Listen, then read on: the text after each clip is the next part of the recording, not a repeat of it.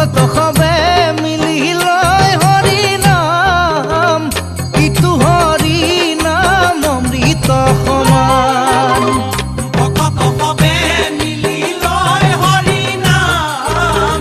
ইটো হৰি নাম অমৃত সমান লোৱা নাম কৰি নিজ কাম